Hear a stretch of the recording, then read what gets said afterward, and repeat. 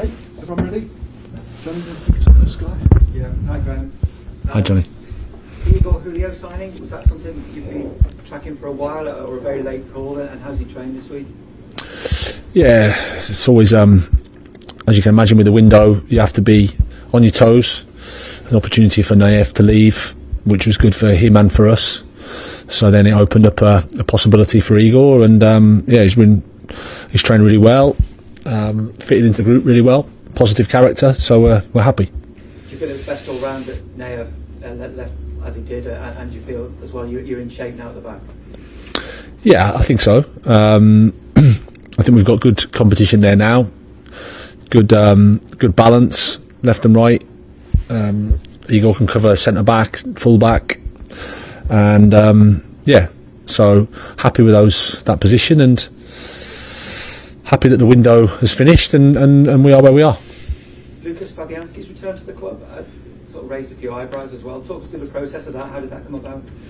Well, again, when the opportunity for Wes came up, he felt that it was the right thing for him in terms of it was the right thing for us from a football perspective, and then you're looking at someone that can support the goalkeepers that we have already. And when you know Lucas as well as we do, and how he is and who he is, type of goalkeeper he is, the person he is, it was an obvious choice for us. Somebody brings a lot of character, personality, standards. He's a credible professional, so we're really pleased. Is that as much about his influence as a character as opposed to everything he can do on the pitch? Well, I think it's both, but I think I don't think you'd mind me saying he's not in the start of his career. He's towards the end of his career, but there's still life there for sure. But he's starting to think about, okay, what does life look afterwards as well, and then supporting the team and helping the players that are here.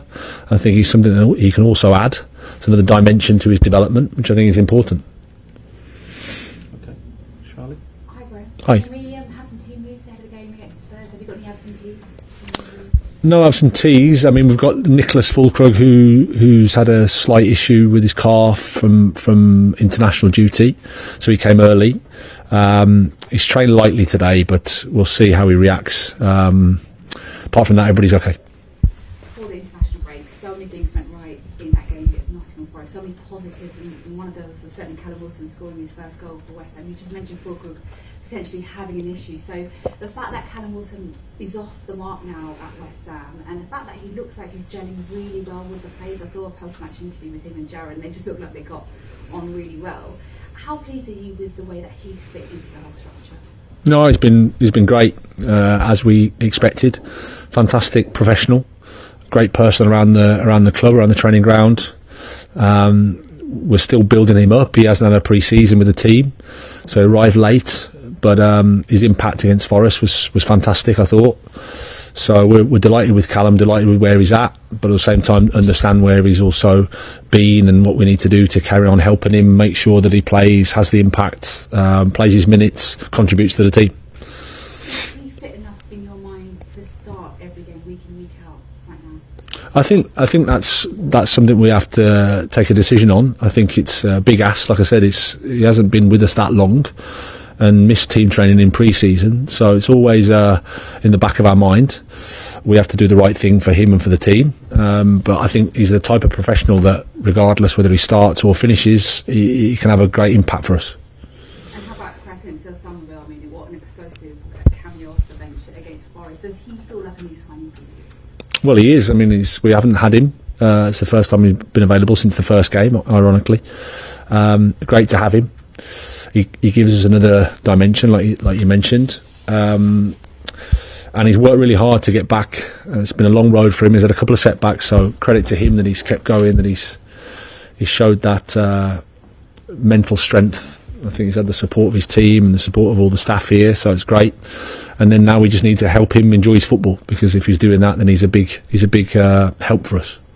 Obviously, it's a big game, especially from the fans' point of view, on Saturday. Spurs at home, and one player coming back to London Stadium for the first time since leaving West Ham for Spurs is Mohamed Kudus. Do you feel there's going to be extra motivation from the players' point of view to get a win against a former player who's made that move from West Ham to Spurs? No, I think the motivation's clear for us. It's for us to play against Spurs. We know how important that is for the fans. I mean, how important it is for the club. 3 points for us is huge. So we want to do that for us and for the team and for the club, and we can't control anything from anybody else. We're just motivated to try and play well and win.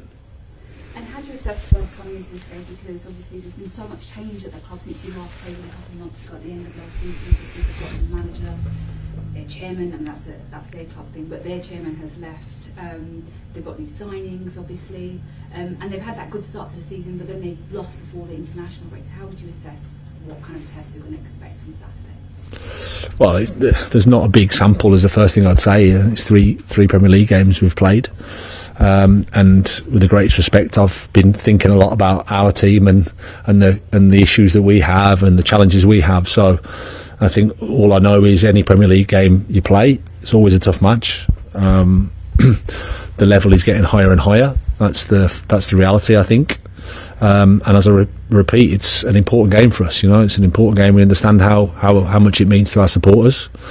So we want to finish off, or carry on the feeling of positivity that we had against Forest. Carry that into the game. Do our best and try to win.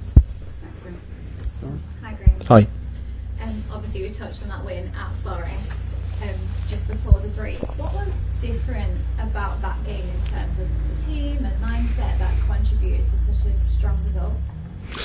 Well, there's always lots of things. It's never just one thing. I mean, obviously we signed Mateus Fernandez. I think he gave us an extra dimension. Cree Somerville, available off the bench, gave us an extra dimension. Slight tactical adjustment. Playing against a team in a different moment can also help. But there was a determination from the players that was born from frustration and disappointment and anger about how the first two games had gone in the Premier League, and we needed to do something about that for sure.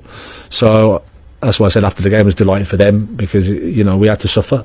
It's not pleasant, it's not nice, but they did it together. They did it well. They stuck together, which I think is important for us. And then to get a victory like that was really, really nice. And how was the break been for you and the team? Yeah, when you have a victory like that, you almost want to play again, but you can't. So you have to take the time. You have to use the time as well as you can. Probably half of the team went away, so we're left with a decent number. But we've trained well. We've used the time well, I think. It's nice to have all the players back today. So we've prepared as well as we can. Still some players recovering from international flights and travel, but by the time the game comes around, we'll be ready and we'll be looking forward to it.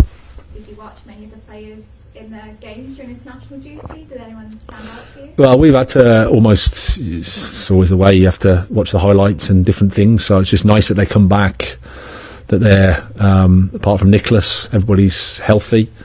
Nicholas is only a slight one as well, so it's been good in that respect, and some Malik will be slightly happier than Aaron in terms of how their games went, for example. But no, we're positive, and it's good to see everybody. And Spurs, of course, next on Saturday. How do you plan to face a team who have a brand new manager who you haven't faced with that team before? Well, it sounds obvious, but you've just got to watch the games they've played. It's not a massive sample, but I've played against Thomas's teams a lot. There'll be some things that will be there, just like there were previously. He's a very well respected coach. I have a lot of time for him. So yeah, it's going to be a tough game, as I said, but one that we're looking forward to. We know how important it is for the supporters, and we want to give it our go and win. I just want to end my question on Jarrod Bowen. Of course, he's had a hand in 9 Premier League goals in his last 9 appearances. I think it's only Mo Salah who've had more kind of goals and assists in the whole league. What is Jarrod like to work with as a player, and why is he so vital to West Ham? Well, I think the goals speak for themselves. I mean, he's a goal threat. That's what Jarrod is. His finish against Forest is a very, very high level. It's incredible. The way he takes it so early, his movement to hit the ball is a killer around the box. And then he's been a fantastic captain for us. Great leader. speaks really well to the players, speaks really well in small groups, speaks really well in the team. So he's been a joy to work with, to be honest. And everybody knows how important he is for us.